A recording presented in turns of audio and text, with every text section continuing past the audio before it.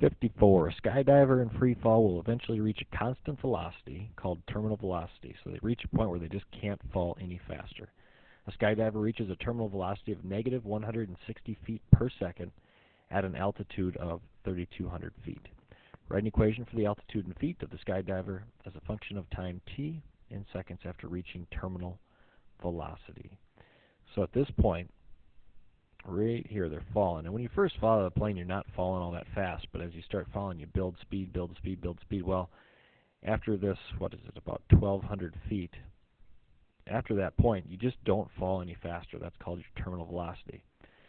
Well, they tell us that that happens at negative 160 feet per second. So our altitude, as a function of time, since reaching terminal velocity, our starting height is kind of at 3,200 feet. At this point here where we've hit terminal velocity, and at that point we lose, or we subtract, 160 feet times t, the number of seconds. So that would be part A. Part B, we're supposed to make a table of values for 1, 2, 3, 4, 5. So I'm going to call this my t, and we'll call this my, I'm supposed to call it A for altitude. So time, we've got 1, 2, 3, 4, and 5 seconds.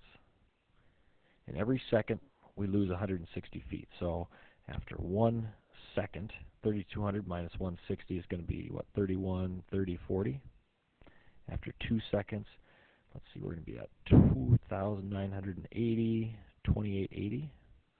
Minus 160 after another second, 2780, 2720. Minus another 160 be 2620, be 2540. And minus another 160, we'd be looking at, what, 2440, 2380. So what do we got here? The skydiver wants to open the parachute after reaching an altitude of about 2,500 feet. After about how many seconds should the skydiver open the parachute? 2,500 feet is going to be in this window here between 2540 and 2380.